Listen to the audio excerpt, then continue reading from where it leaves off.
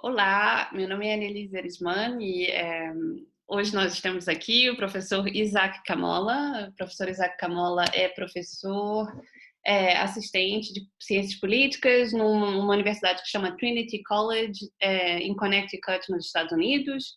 E ele é coeditor de livros como Políticas dos Arquivos Africanos Anticoloniais e políticas de educação internacional transnacional, confrontando o global, transformando o local. E a tese de doutorado dele, que virou esse livro, que é excelente, e a gente vai falar sobre o livro hoje, chama Making the World Global. Sim, tá bom. Professor, thank you so much for being here. Thanks for having me. I really appreciate it. Okay, so we'll start by asking if you could give us an overview of the book and how is the origin, the story of your project?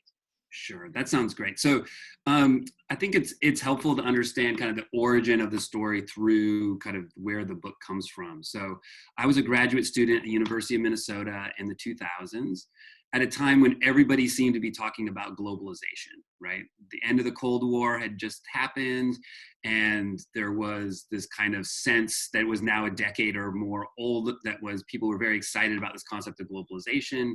It was appearing in all of my classes. We were talking the big thinkers of globalization. And at the same time, I got involved in a number of strike support for striking clerical workers who were making the argument that the university wasn't paying them sufficiently, and that the university was a hostile place to be working, especially for women and women of color. And so I got involved in supporting strikes by the AFSCME clerical workers. And in that process kind of began to see how the economics of a university work and kind of the high levels of stratification and the amounts of labor that are oftentimes unseen that are essential for what it was required to be a graduate student, to be a faculty, to produce knowledge, right? And so at that time I was working, organizing grad students for a failed union drive. There's a bunch of different political activism I got involved in around the question of making the University of Minnesota a more just and equitable place to work and study. At the same time, the university was going through a rebranding process in which it was kind of turning itself into a self-consciously global institution, right? It was using this language of globalization as a way to kind of market itself, to rebrand itself. At the same time, especially after the 2008 financial crisis, that there was considerable financial crisis as state funding was cut. And this kind of emphasis on being a global school that was attractive to international students and that was kind of situating itself as a necessary part of the knowledge economy. So that was kind of the broad context of what I was seeing around me. And then at that time, I was thinking, well, what do I want to write my dissertation on, right? And I was surrounded by this language of globalization, and I had some conceptual problems with how globalization was being thought about, and the way that it was being discussed, and the kinds of the Eurocentric nature of the discourses around globalization in particular, the way that Africa and African experiences were oftentimes left out of the discourse of what Africa was, the way that Africa was represented as the absence of globalization. So these ideas were beginning to percolate. And then I was thinking, well, why am I interested in writing on globalization, right? And I realized that I was interested in studying globalization because there was funding available for that. I was imagining an academic job market in which having written on globalization would be more successful than the number of other possible things that I was thinking about writing about, right? So in that process, that hard and complicated process of trying to figure out what to write a dissertation on, in the back of my mind was always this question of, what's going to be the most marketable topic? What's going to be the most successful on the job market? What can I fund? What can't I fund? And the process, the dissertation kind of took shape kind of in relationship to these broader questions, right? And so that was so the dissertation itself came out as a book or a project that kind of examined kind of the concept of globalization. And the last two chapters are on the South African universities and transformations that were taking place in South Africa, and especially the anti-apartheid, what happened to South African higher education after the end of apartheid, and then a chapter on the US universities, and kind of making the argument that we need to think about how globalization is studied and how that language of globalization works as being situated within kind of a changing political economy of higher education. And then I published a number of the other chapters as articles and book chapters elsewhere that kind of make this kind of critique of the concept of globalization, right? That there is no actual thing that you can point to and say that's globalization, but actually the concept of globalization works through what I call in those pieces the production of an imaginary, right? Where you take a number of things that could be examples of lots of different things, right? They could be examples of a world order divided up into first, second, or third world, or between global north and global south, or between, it could be used as examples of dependency, it could be used as examples of all kinds of concepts that we may not particularly even have yet, right? Or that exist in some parts.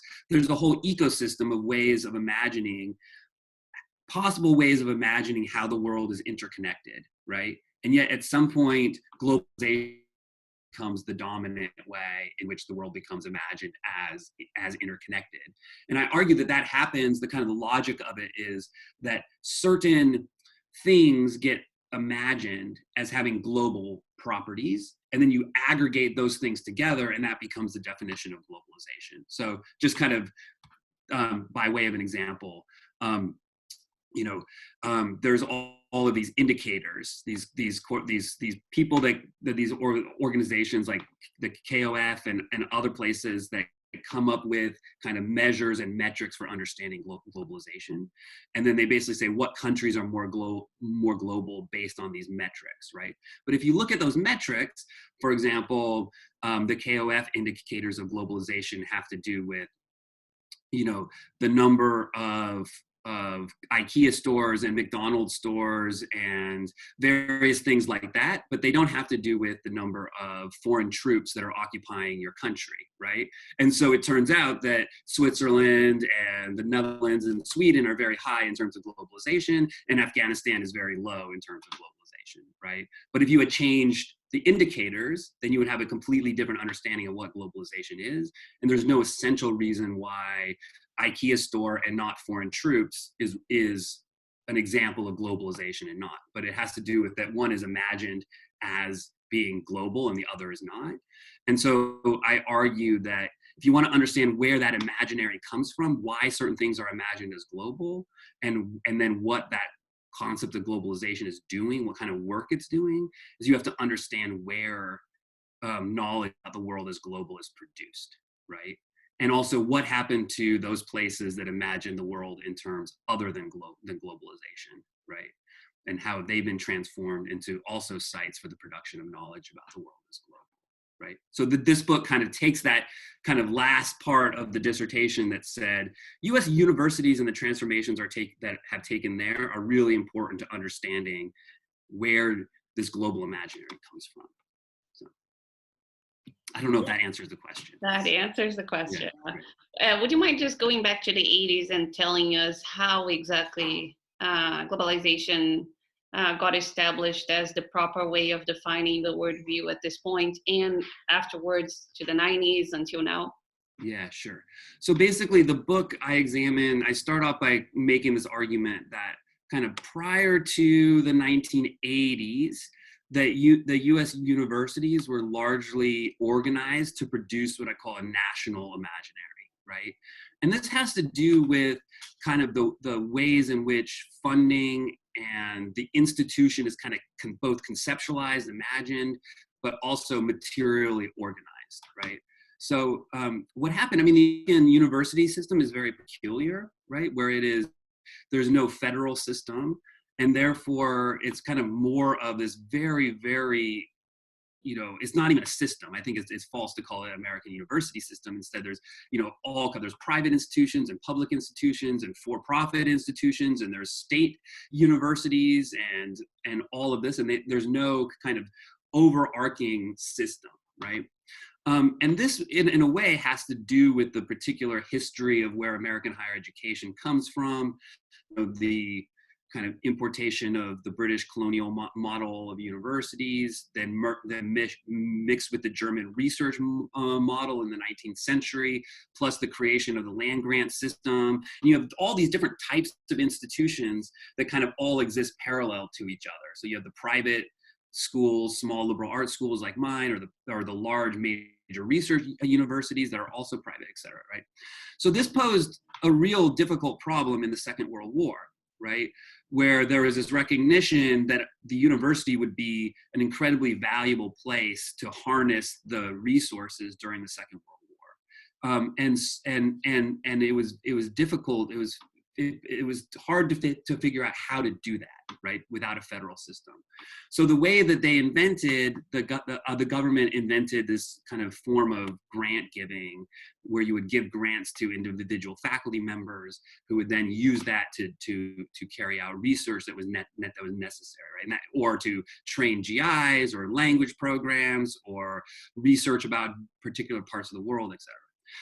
And so after the Second World War, there was this growing sense that the university is necessary for national defense, right?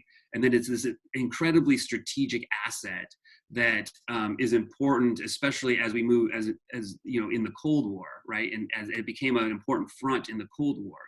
And so during that period, the federal government massively expanded the amount of money it was pouring into higher education, and was using all kinds of grants and agencies, and science agencies and humanities agencies, and all kinds to create a bunch of different types of institutions, right? So you have the laboratories that are doing weapons research, right, at MIT and elsewhere, but you also have the rise of international relations and international studies, right? The kinds of, how can the US at higher education create ideas that are useful for those who are in power in the government, who now have to manage an international system, right, as a superpower, right? How is it that what are the kinds of tools that are necessary? And likewise, comparative politics and other area studies programs emerged as this, in relationship to this question of how is it that we can greater monitor and understand what's going on in other parts of the world, right? If there's a civil war in Nigeria, we need to make sure we have experts on Nigeria to advise the government in how to respond, right? If there's communist insurrections in Angola, we need experts on Angola in order to advise the State Department and the Department of Defense and others in order to kind of combat the Soviet Union around the world, right? So there was this idea that the university, everything from the humanities, the social sciences, the hard sciences, is part of this national project, this national defense project, right? And the federal government is spending incredible amounts of money expanding higher education. So in the 1960s, for example, the number of PhDs granted increases 900%, right? And there's more people hired in the 1960s than in the previous 300 years of higher education, right? So you get, lots of American universities, their campuses are really ugly because a lot of them were built, the large just number of buildings were built in the 1960s, right? So you have this unprecedented expansion of higher education that's tied into this notion of the university as a strategic asset, right? But also tied into an understanding of a national economy, right? The federal government will spend money on universities because there's an understanding that they expand and help the national economy, right? And so you invest in higher education because it's good for the national economy. And so that becomes kind of the organizing way in which the federal government approaches the university. And then you create all of these these institutions and ways of doing academic work that centers the nation state, right, as both the recipient of knowledge but also the unit of knowledge, right? So comparative, the first chapter looks at the Center for International Studies at MIT, which is funded by the CIA and Ford Foundation and the US government in order to do research on other parts of the world, explicitly in the name of fighting communism, right? And that's where you get W.W. Rostow, and the concept of modernization theory really comes out of that kind of intellectual milieu of a bunch of researchers being hired by the federal government to create a system of thinking about the world that prioritizes the nation state.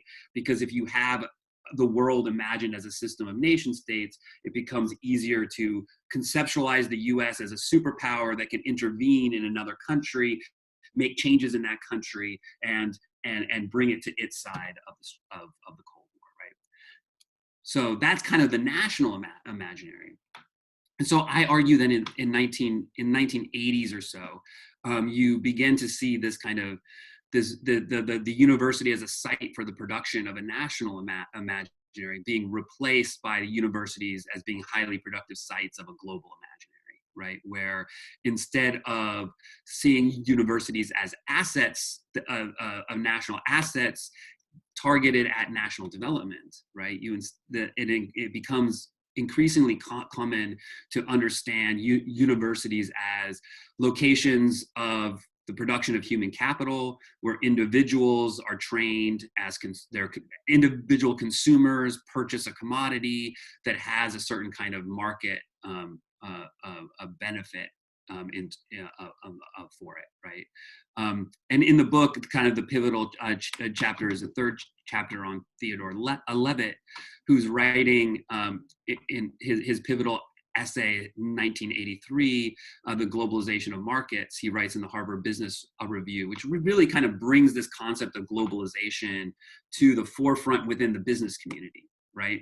Where he makes the argument that markets may or may not be global, but if corporations imagine them as global, they'll have a strategic benefit over other corporations, right? So the idea is that instead of producing a bunch of different commodities for different markets, right? He uses the example of washing machines, right? Instead of producing a washing machine for the French market and the German market and the Italian market, you produce one washing machine and you market it in all those markets at the same time, right? So instead of being attentive to national markets, you create for a global market, and then you tell everybody this is the washing machine that you deserve, and you advertise it in a particular way. And he argues that companies that do that will be more successful, right? Mm-hmm.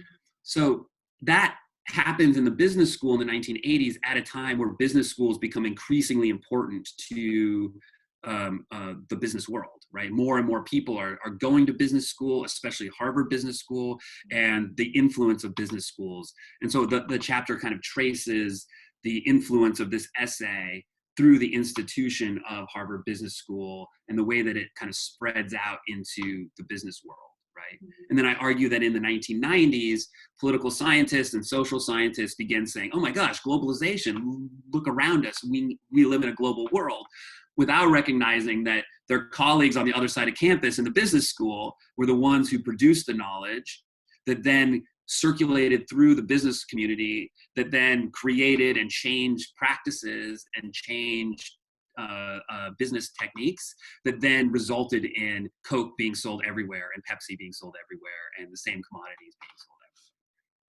So to what extent is the global networked university, and that's a concept you have in the book too, you have developed, to what extent is that the equivalent to the commodification of higher education within that same logics of, okay, let's internationalize because that's our only choice somehow. And I like it a lot that you call globalization, if I'm not mistaken, an edu-theological concept. Yeah. In creating the reality you're in through the pedagogy of creating that exactly through the imaginary of the global. If you could talk about the reflection of that in higher education. Sure. So that, like, the last chapter So each chapter is kind of organized around an individual and the institution that they're part of. So Theodore Levitt and the Center for International Studies, or W.W. Rostow's Center for International Studies. I look at the Cold War, the World Bank, and the role that the World Bank plays in terms of taking ideas of national development and later global markets and kind of transforming higher education in Africa in particular. I have a chapter on Theodore Levitt at Harvard Business School. And then in the last chapter, I look at NYU as the kind of paradigmatic example of what happens when a university embraces this kind of global imaginary, not just as the thing that it studies, the object of study, right? But as its underlying meaning and purpose in the world, right?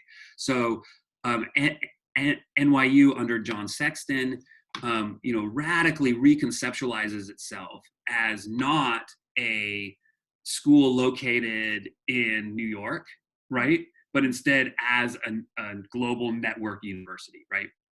And this has to do with the kind of creation of the Abu Dhabi campus, which, brought in hundreds of millions of dollars, if not billion, right, to NYU, right? And at the same time, and Shanghai, and their campus in Shanghai, and they conceptualized, or John Sexton conceptualized these as portal institutions, right? So a student could enter in Abu Dhabi, study there for 2 years, go to New York, study abroad in Paris, study abroad in Accra, and go to NYU for her last two semesters or whatever, right? So this idea that the university is not actually located in New York, right, but is this broad network, this global network, right?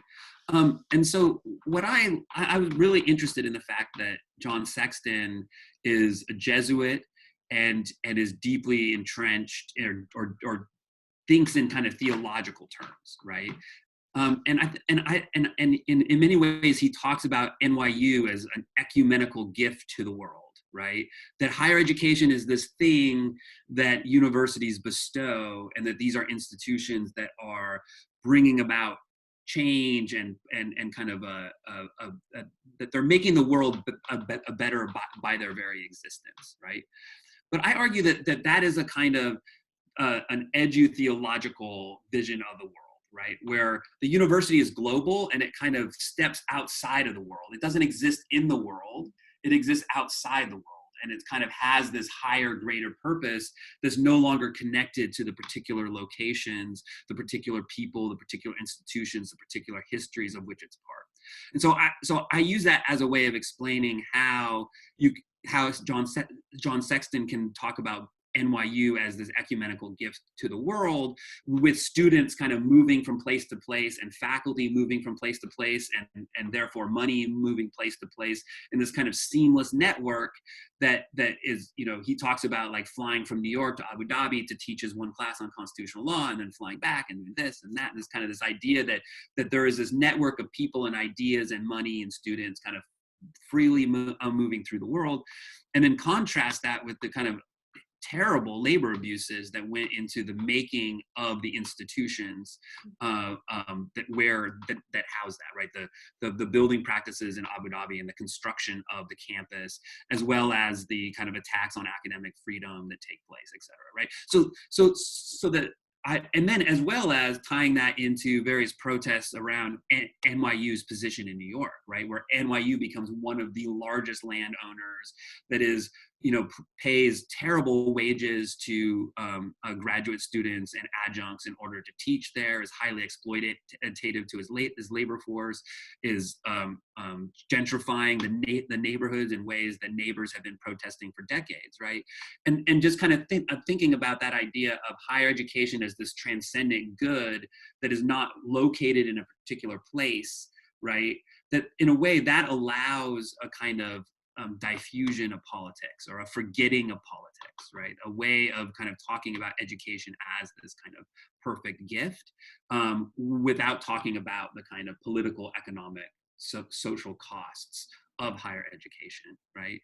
And it's a way of kind of escaping the real rub of kind of what it means to be an institution of that magnitude and size and importance. languages, right? And so globalization does, and then at the same time, that language of globalization and that imaginary of globalization becomes a way that a school like NYU, which in the 1970s was kind of a small commuter school, is able to become this massive, world-known elite institution, right? Because there is these kinds of entrepreneurial discoveries and that use of that language of globalization and that idea of a global network as a way of kind of attracting money and capital in order to kind of establish it as a particular kind of institution. So again, that language of what higher education is in terms of globalization and the political economy of higher education cannot easily be disaggregated from each other. I think you've already talked about it in a sense, but if you could elaborate a little bit on the role of international students in that cosmology somehow. What is their function? To what extent are they useful, or to what extent can they resist to the system they are within? Yeah. So that's something that's a great question, and something that I think is really important, right? In that what I try to show in the book is that these kinds of transformations, and on the one hand, are deeply informed by either the national security state or neoliberal capitalism, right? That they also contain their own considerable contradictions, right? So, for example, the kind of massive expansion of area studies, right, in the 1960s and 70s was kind of driven by mass political protest and sit-ins and occupations, and there's protests against the Vietnam War and other conflicts, and there was the national security Cold War university also is an expanded university that has more people from more backgrounds, women, people of color, are now increasingly present in American higher education during this time. And in a way, that kinds of massification also leads to a certain kind of politics and student politics and generations of scholarship that are critical of the very kinds of institutions and world orders that the national security university is kind of part of, right? So there's this kind of this contradiction between how universities are transformed and what the kind of material reasons behind those transformations and the kinds of broad effects that they have, right? So I think that it's helpful to think about kind of what is with international students, the kind of the changing kind of understanding or the kind of undergirding strategy behind what kinds of material relations are changing and the kinds of effects that they have. So kind of during the Cold War, the international students and coming to the U.S. were deeply tied to the security apparatus, right? And the early study abroad programs were, run by the State Department, and it was a very serious kind of hearts and minds strategy, right? And then, kind of in more recent decades, you have that kind of reconceptualization of the university as a commodity that you purchase, right? And as state funding in the US dries up and institutions become increasingly dependent upon tuition revenue, then international students, many institutions kind of see international students as a source of tuition revenue, right? And so you get this kind of the reason why you see the expansion of international students changes kind of in these over time, right? And kind of based on this kind of changing underlying political economy of higher education. But at the same time, that brings with it its own contradictions, right? So I kind of briefly talk about, for example, the number of kind of African anti-colonial thinkers who came to the United States and other European universities for graduate training, right? And the ways in which a certain kind of milieu, when Kwame Nkrumah comes to the US for his education and is working in programs that are funded by the State Departments and working with it, and becomes, and gets a kind of training that becomes part of, he writes 2 doctoral dissertations, and then goes back, and so you have this kind of way in which a university is not contained to, like the effects are oftentimes different than the kind of motivating cause, right? And I think that the same is taking place now, right? Where on the one hand, lots of schools in the US are kind of freaking out about kind of how to make the revenue model work, right? How is it that you can fund higher education based on tuition when the number of tuition, when wages in the US are stagnant, when you don't have enough people to pay that increasingly high tuition, when students are becoming skeptical of taking out more and more debt, when that relationship between a degree and a well-paying job is increasingly no longer reliable, so taking out large amounts of debt no longer makes sense, right? And then international students become a way to be like, okay, so there's not enough of a domestic population, so we'll look for international students, right? And so there's this kind of underlying market logic, but I also think that there's a way in which that leads to, in many ways, a more interesting, and it radically transforms what the university is, right? Kind of like thinking about in my own experience, like in the book I talk about kind of study abroad and kind of the ways in which study abroad has a certain kind of market logic, but also a pedagogical logic to it. My own experience is like, on the one hand, the liberal arts school that I went to, it was in a rural town in Washington State, and it wanted to market itself as a global institution. So it offered these study abroad classes or programs, right, as a way of saying, hey, you won't just be in rural Washington State, you'll also have a chance to be in the world, right? And so that kind of branding of the institution study abroad. But at the same time, it was also like a deeply meaningful experience for me to go to Zimbabwe and to kind of see these, and so in that way, I think that the story is not one of the mere exploitation or capitalization of international students, right? That there is a way in which there's certain kinds of contradictions, there's certain kinds of possibilities and opportunities, and there's new imaginaries that are being opened kind of as these kinds of macroeconomic changes in the political economy of higher education shift, and kind of teasing that out is an important part of the story. I don't know if that kind of explains. It does. I forgot to ask a little before, and I think I will go back to this because that interests me too.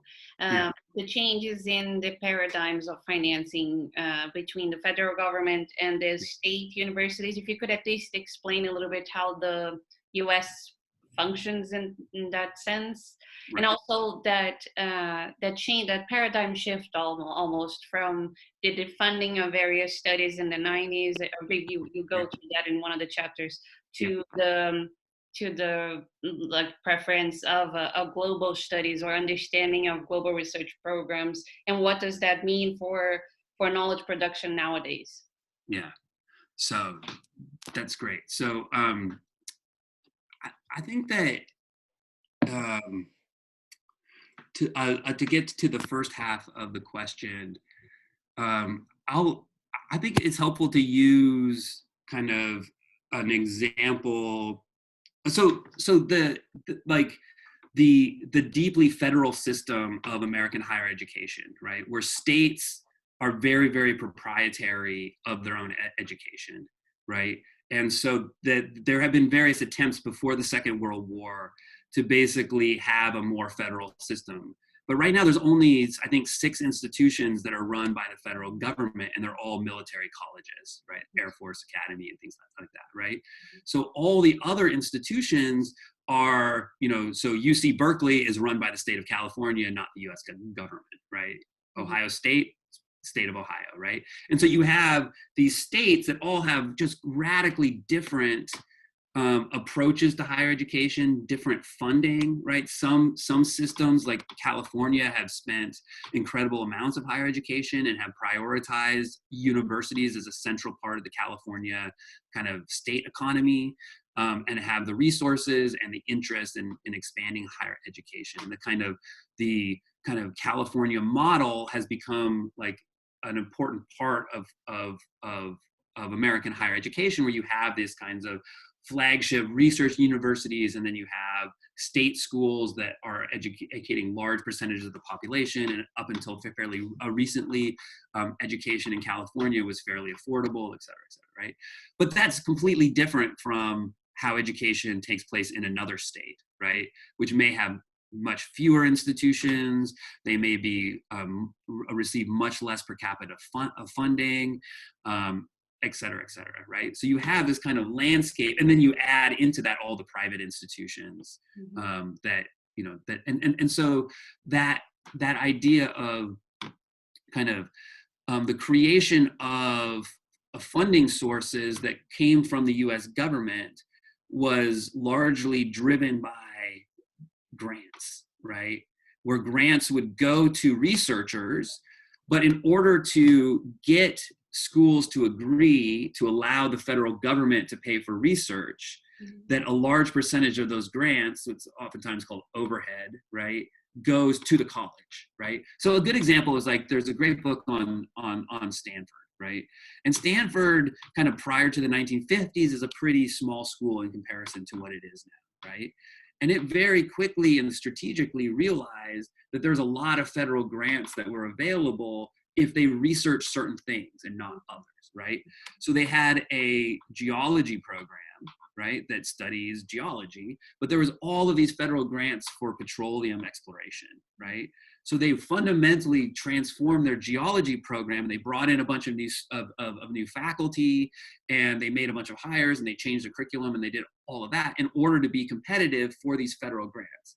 And so those grants would come in and fund a professor and their research and whatever, but then a certain percentage, 30, 40, 50% of that would go back to the institution and pay for things like building upkeep and maintenance and libraries and computers and all of that kind of stuff, right? So basically, kind of in the Cold War era, when you have more and more money that's coming from the federal government, you have the kind of certain schools are well positioned to be more and more competitive for federal grants, right? And kind of and many of the schools that are now major research universities massively expanded disproportionate to other schools during this time, because they were particularly savvy at kind of accumulating this kind of largesse, right? And then what happens is, and it's during as I mentioned before, it's during this time that the federal government is really pushing, for example, area studies, right? So the National Defense Education Act, what was passed right after Sputnik, right? And the idea was, oh my gosh, we are losing the Cold War to the Soviet Union. We need to ramp up our academic game, right? And part of the National Defense Education Act was area studies, right? And the creation of particular programs that schools could apply to. So they could apply to the federal government for a grant to set up a Russian program, to set up, African studies program or Latin American studies or whatnot, right? And the idea is the federal government would pay for half of it with the loan, and the school would pay for the other half of it, right?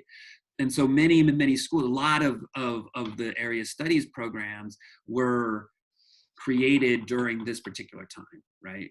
And so instead of the federal government, in a federal system, the federal government might say, we are really interested in having area studies, so we're going to write a law that makes all this money available, to create area studies at our federal institutions.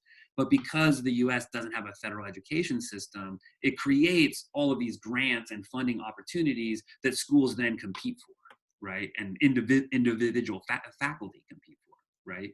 And schools benefit based on how competitive the faculty is for these grants, right? So that money, a lot of it during the Cold War is coming from the government, but there's also a lot of it is coming from philanthropic organizations, Ford, Rockefeller, Carnegie, et cetera, right? That are also have very clear interests in that oftentimes align with American imperialism, the kind of expansion of kind of American conceptions of liberalism and capitalism, and is funding all kinds of researchers through a similar process, right? Where they would, you would apply for grants, you receive of those grants, but this time from a philanthropic organization as opposed to the federal government, right?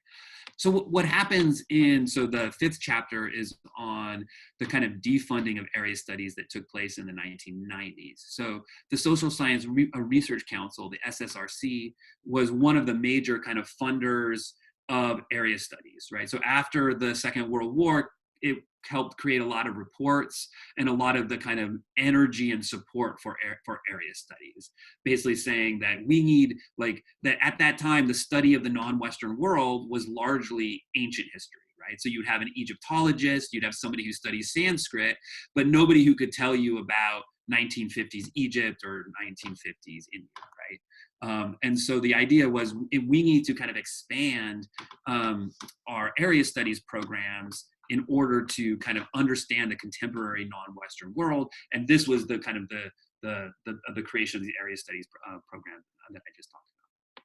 And organizations like the SSRC were also heavily funding area studies as well.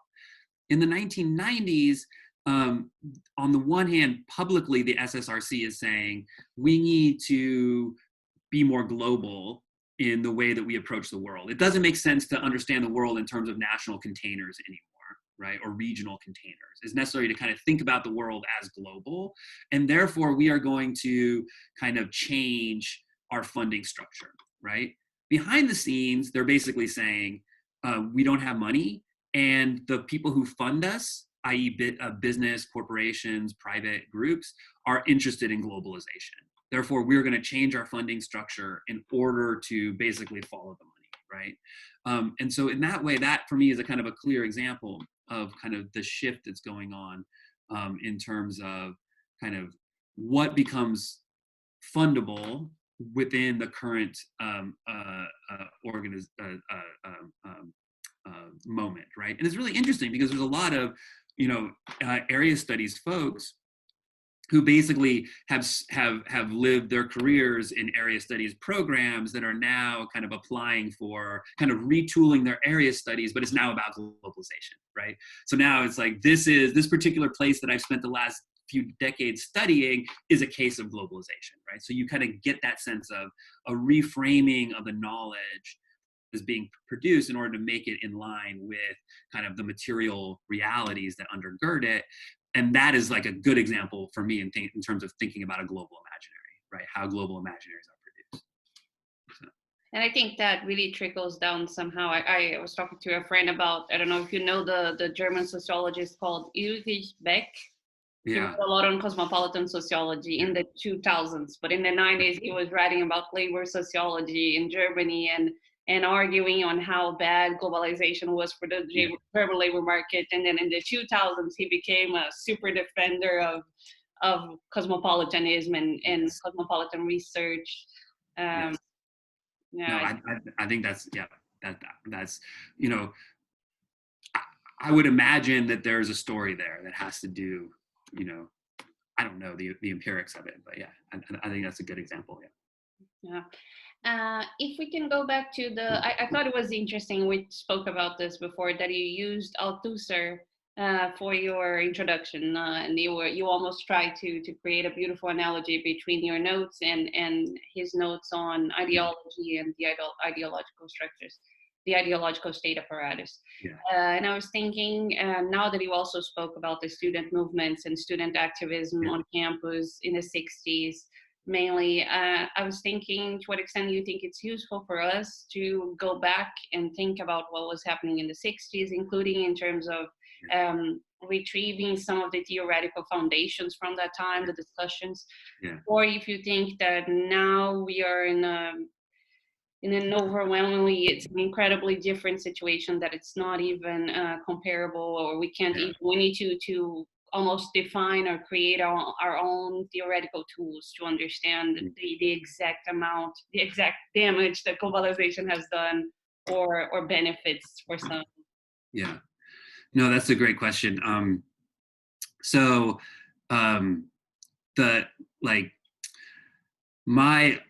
I find Althusser to be really helpful, and I know that many people don't find him so, right? And in a way, there's I've elsewhere I've spent time trying to defend Althusser and to make certain kinds of arguments about his importance. And in this book, what I tried to do is to tell what I read as an Althusserian story, but without Althusser, right? My editor was like, what is your theoretical undergirding? I don't understand it, right? And so those kind of 4 pages there, which I kind of call an optional theoretical introduction, right? Which I oftentimes get like kind of in trouble for. They're like, wait a minute, why are you making this, right?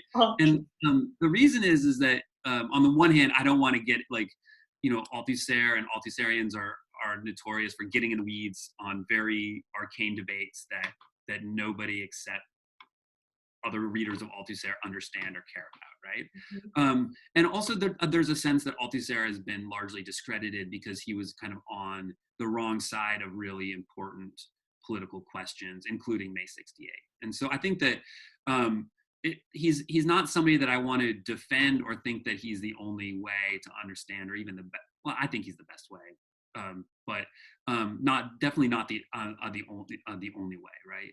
And the thing that I get out of Althusser is that I think that he's wrong on many things, but I think he's wrong for really important and interesting reasons, and that it's actually helpful to understand what he was and wasn't doing, right? So I think that it's important that he is writing kind of in France in the 1950s and 60s as both an academic and a member of the French Communist Party, right? At a time in which the French Communist Party, its support was waning because it was being increasingly aligned with Stalinism, and was kind of enforcing a very like Stalinist reading of Marx, right?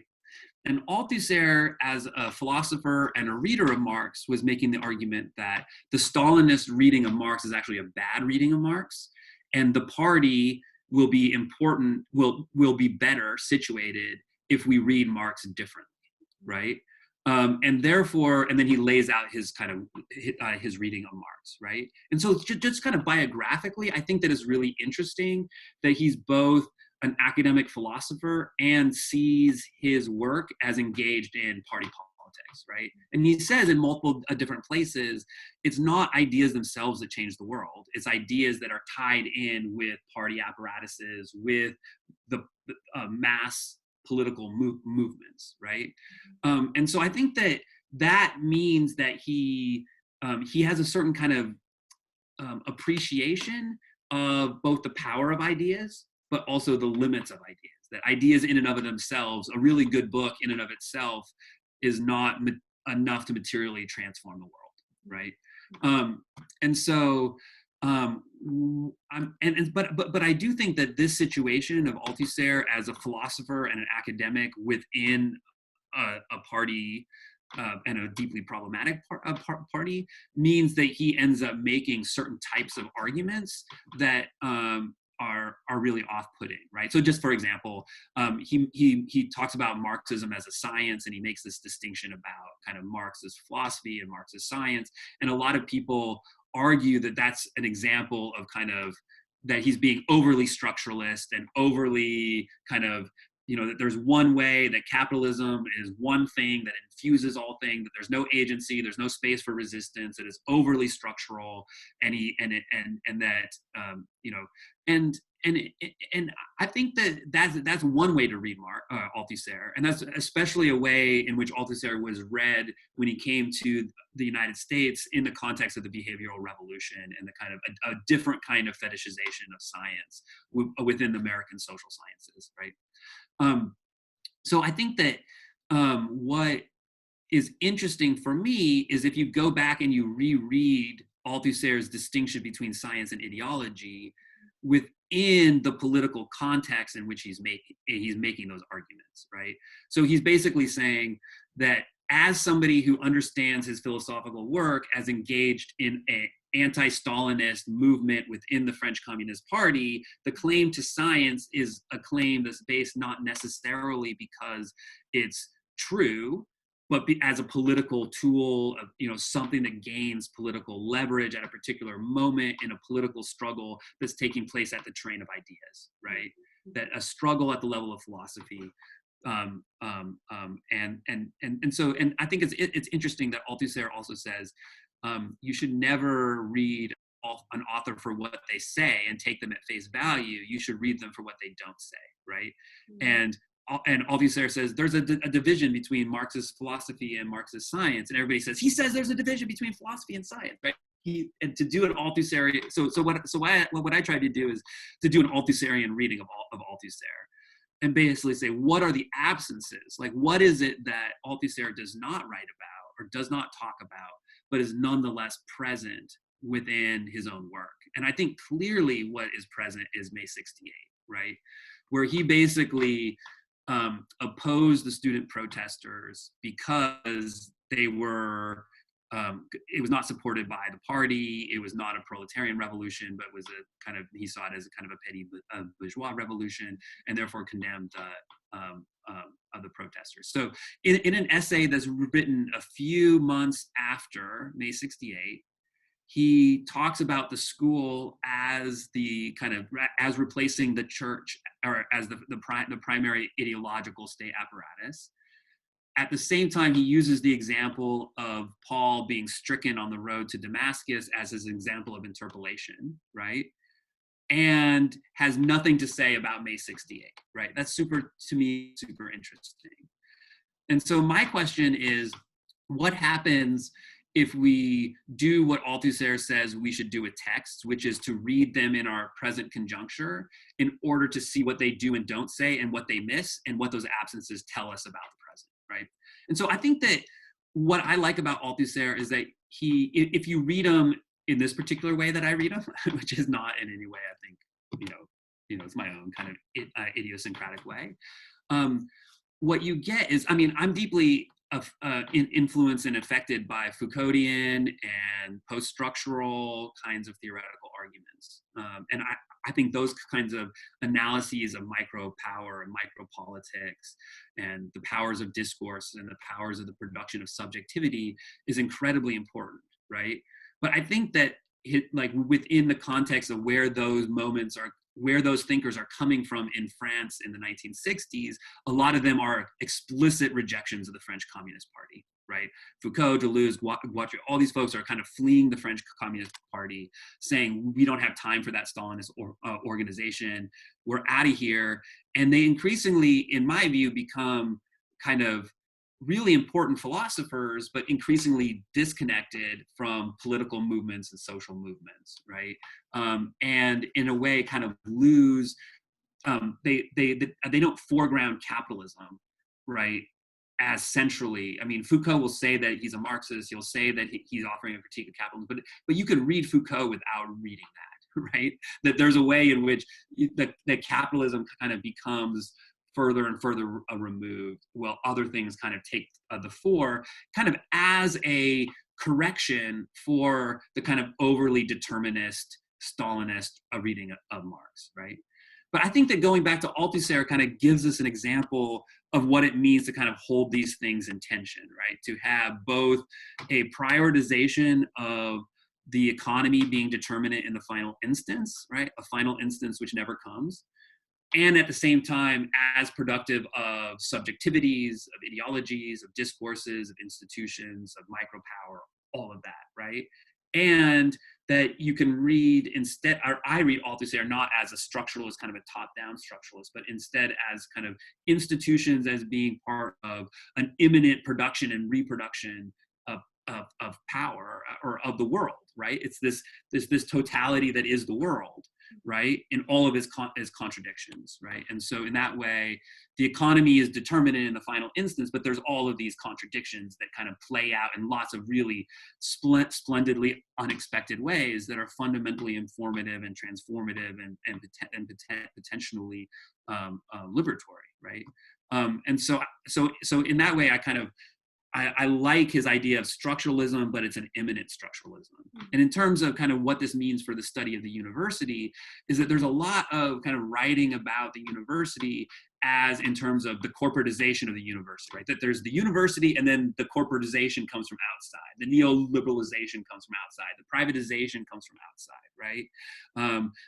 That students are made into debtors, that faculty are proletarianized, that corporations kind of extract research from universities for free or cheap, right? And that there's this kind of outside kind of pressure on universities that's fundamentally transforming them.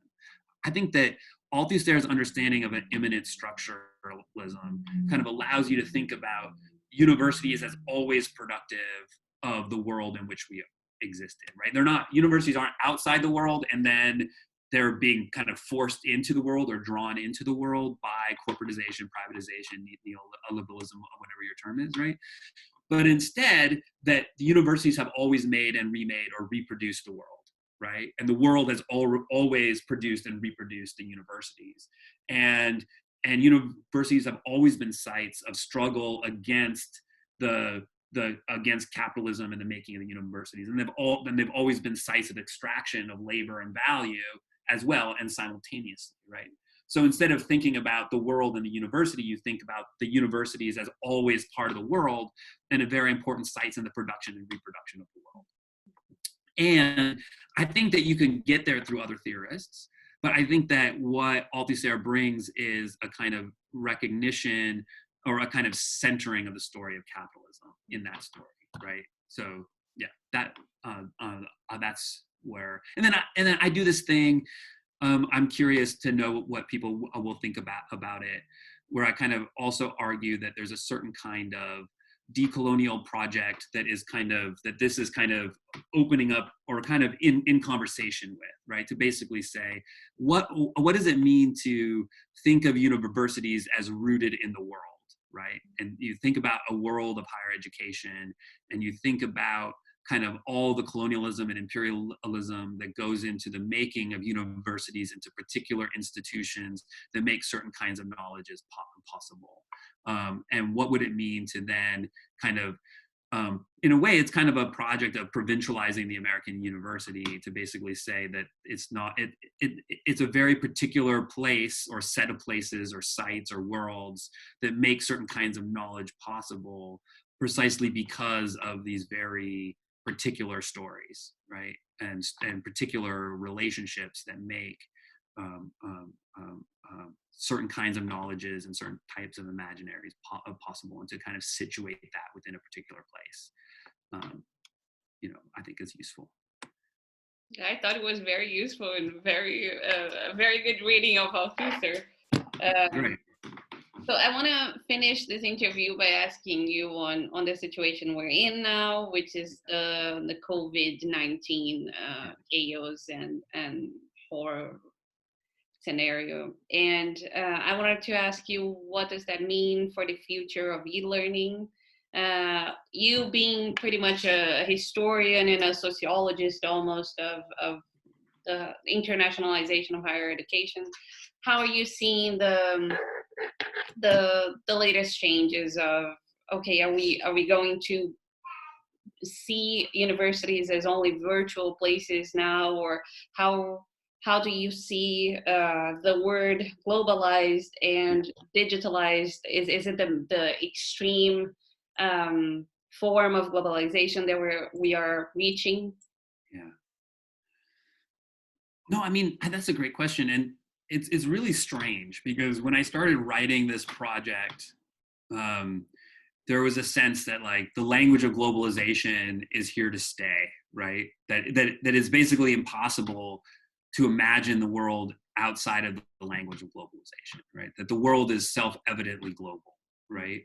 I think that, the emergence of far-right organizations and movements and Trump and, you can go around the world and kind of, these ultra-nationalist and isolationist political leaders and political movements kind of challenge that kind of underlying assumption, right? That demonstrate that actually, like all imaginaries, which I should have known, like all imaginaries are fragile, right? Because they're not based on a truth, but instead of on the shifting institutions that kind of produce certain or make certain kinds of knowledges possible, right? And so I do think that we're in this place where kind of what globalization means and the kind of move away from global interconnection, I think is going to be quite profound, right? And I think that in a way, there's, and it can go in lots of different directions, like deeply reactionary ways, fascistic ways, right? And we're seeing that in parts of the world. But it's also an opportunity to create kind of a possibility for expanded welfare states, expanded national development projects, kind of a rethinking of kind of the relationship of like how is it that governments work in the how is it that the governments can more successfully redistribute wealth, right? How is it possible for governments to actively redistribute wealth, and what would that look like in a national context, and what would that look like in an international context, right? And I think that there's part of me that's optimistic. Well, there's part of me that's deeply scared, right? That higher education will never be the same again. That this is kind of creating a kind of possibility for online education and a kind of familiarity, and kind of is supercharging that the kind of assumption, that higher education treated as a commodity, right? That all of a sudden there's a lot of sense of like, is this a commodity that's worth it anymore, especially under these conditions, right? I think that there's something that's deeply effective about being in the classroom and being around other people doing education in that particular way. This kind of move and kind of the isolation kind of, like education is a social activity, right? It's a back and forth and a communication and a wrestling with ideas and a kind of thinking and challenging and reading and being in conversation. And so that kind of that move towards isolation and is deeply undermining of that. At the same time, I do think that there is a kind of a growing awareness of kind of the importance of higher education, and a lot of really kind of inspiring political struggles. The Roads Must Fall movement, I think, is a great example in South Africa of really challenging this kind of history of what universities are and what they could be otherwise, right? And kind of challenging that notion that universities are just places to go and get your credentials, right? But instead really raising that possibility of thinking about what a different type of university would look like, that was for a different population, that was for that was accessible to all people, that was inclusive, that actively resisted the colonial and apartheid histories, right? And was trying to make a different kind of world possible, right? And I think that you see that in the U.S. context, anyways, like, in some places, growing unionism. I was super inspired by the Wildcat strike among UC Santa Cruz graduate students, right, who went on strikes saying that they were not being paid enough to do their work, right? And this kind of thinking about what the proletarianization of the academy looks like and really kind of powerful responses to it. So I think that in a way, the university has always been a site of political struggle, and I think the language of globalization has been used, or one of the effects of it, or one of the symptoms of it, has been a kind of depoliticization of the university. Again, going back to that idea of edu-theology, right? Where the university is this thing that's kind of above the world and kind of bigger than the world, more important than that stuff, right?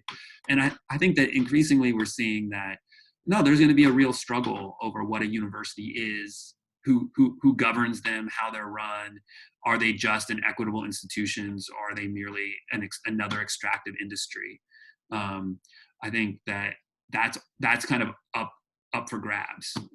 It's scary that it's up for grabs, because it means that things that the ways in which institutions have been so eroded, so underfunded, the growing levels of precarity and debt are reaching an unbearable point. But I also think that I'm seeing kind of glimmers of hope that can be used as a way of articulating a different kind of university, and really pushing for and arguing for and seeing the possibility of creating a different university and therefore a different world. Professor Kamola, thank you very much for this interview.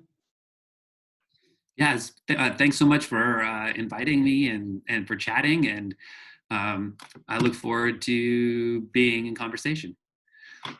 And